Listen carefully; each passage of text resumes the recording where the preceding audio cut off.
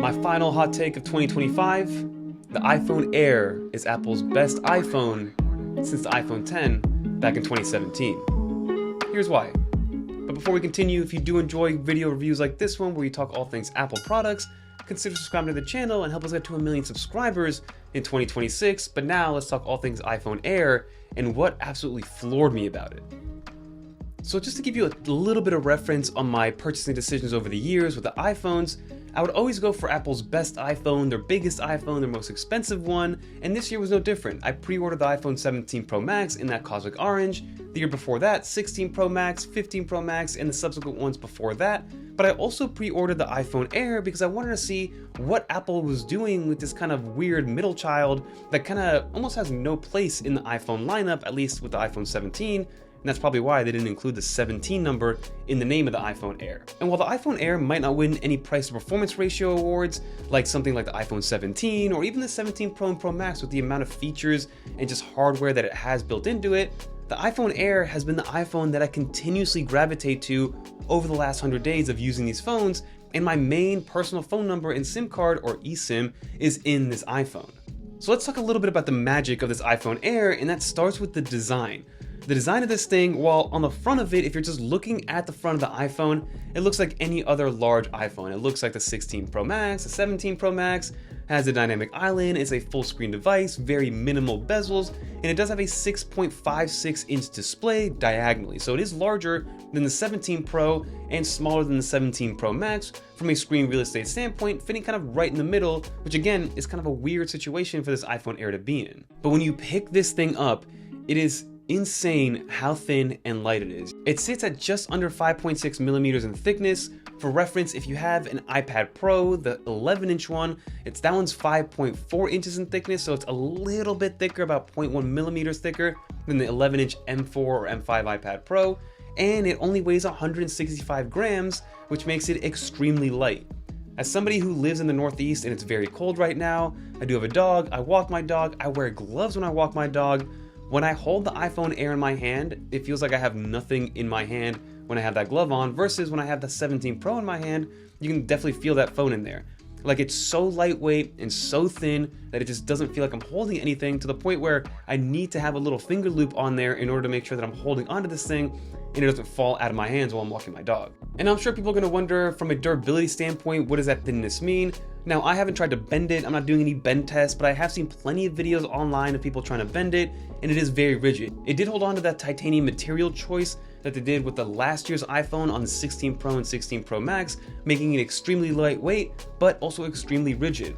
I've got no screen protector, I've got no case. Like I said, I use a MagSafe loop every now and then when I am walking my dog, but for the most part, this iPhone Air needs to remain caseless because that's how thin and beautiful this thing is to look at. And as you can see, no scuffs, no scratches, no bend marks, no dents, nothing. Again, I haven't had any major drops or anything like that, but for the most part, I like to take care of my devices and I keep them in my pocket. And now back to the display. As I was talking about, you're sitting at about 6.56 inches diagonally for the display, and this is a Liquid Retina XDR display. It does have 120 Hz ProMotion, so you're not losing anything by going with the iPhone Air compared to the Pro models. So you aren't losing anything from a screen display standpoint when you are going to the iPhone Air compared to the iPhone Pro models. It's plenty bright in all environments. I've taken this thing out in the peak of September when the sun was out and it was bright and it was warm.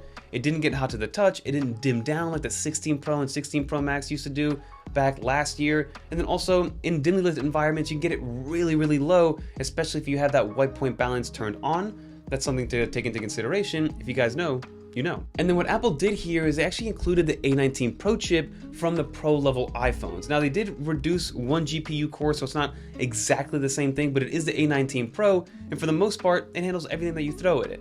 I'm not doing any AAA gaming, I'm not playing Red Dead Redemption on here, or GTA or anything like that. I do play a lot of Retro Bowl, a lot of kind of like pixelated games. I like to play a little 8-ball, little billiards, and I do play games that maybe don't test it all the way, but those games haven't hiccuped at all when it comes to using the A19 Pro, and the phone, for the most part, has remained cool to the touch, even though it doesn't have a vapor chamber keeping it cool like the iPhone 17 Pro and Pro Max do.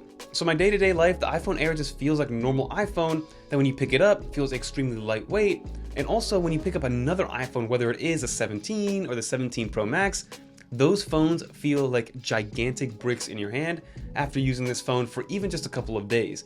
This is now the new norm for me when it comes to using iPhones long term and how iPhone form factors should be moving forward.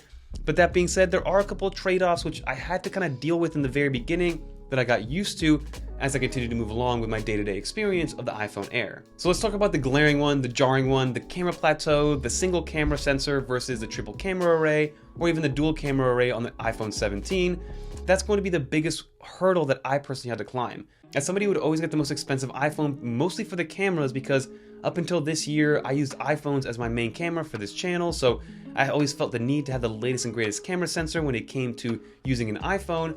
So it took me a little while to get used to the fact that, hey, I only have one sensor. It still is a great 48 megapixel shooter and it takes fantastic photos and even great video, but I don't have the telephoto lens, or the ultra wide lens anymore. Now there are certain instances where I do miss having the telephoto, for instance a 4 and 8x zoom that you have on the iPhone 17 Pro and Pro Max. I do have kids, so if they have a recital or gymnastics or something like that, I do miss that nice crispy zoom. There's 4x zoom on this, it's all digital, so you do lose a lot of pixels and it starts to get a little bit grainy. So do be aware of that if you're very used to using that 4x or 8x, or again, going all the way in and zooming in to take a picture. This one is not going to be able to compete with the 17 Pro and Pro Max. But again, I now have a dedicated camera if I do want to get that stuff done.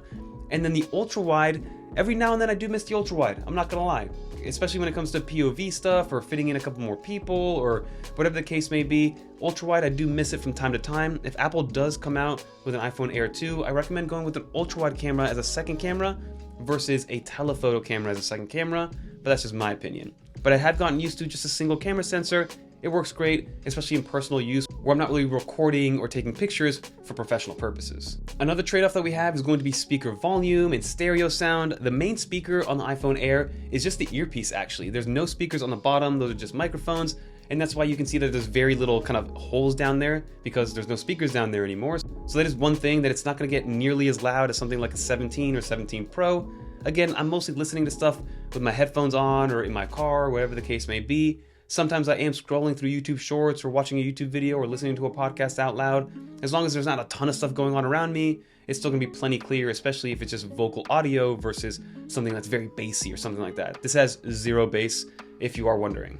And then of course you have the battery life. Battery is going to be smaller, it's going to be less than having the battery life of a 17 Pro or Pro Max, but if you aren't a power user and you aren't just killing yourself on the camera with video and photo, this is gonna make it through the day, no problem. Most days I finish off with about 15% battery. If I do use a little bit of video or take some photos or whatever the case may be, maybe play a couple games, then yes, I'll maybe have to throw it on a charger. But for the most part, I work in an office, I work in the studio, I have chargers all around me, so charging is not really an issue.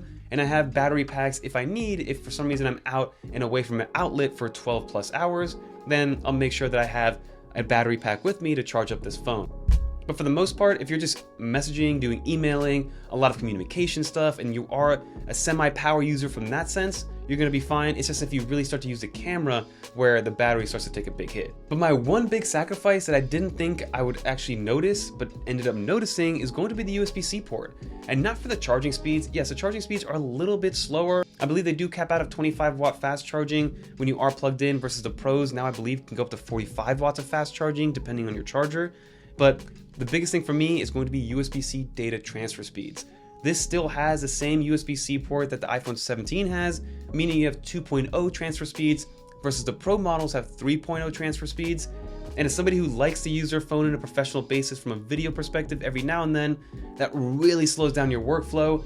Again, I've kind of strayed away from using the iPhone camera more and more as I've started to use real cameras moving forward for the channel and things like that, but iPhone cameras are still great, so I'd like to use them on occasion for some B-roll, on the go, if I'm outside. It's normally the one camera I always have with me, and being able to offload those onto an SSD for my 17 Pro is about 10x faster than doing it for my iPhone Air, and it's something that I did notice over time. If that's a deal breaker for you, and you're constantly dealing with huge video files on your iPhone Air won't be the one for you, but again, that's why you would go out and get the 17 Pro or the Pro Max. So overall, I love the iPhone Air. I think it's the coolest iPhone that Apple has out there right now. It's something that, again, when you hold it, it feels like the most premium one. I have the iPhone 17 Pro right here. This is the regular 17 Pro that I've been using also for a little while now, and this just feels like a chunker. It feels like almost like they went backwards a little bit, versus this one with the stainless steel sides. It feels more premium, it feels like a luxury device, versus the 17 Pro feels like a tool, which is no issues with that whatsoever, but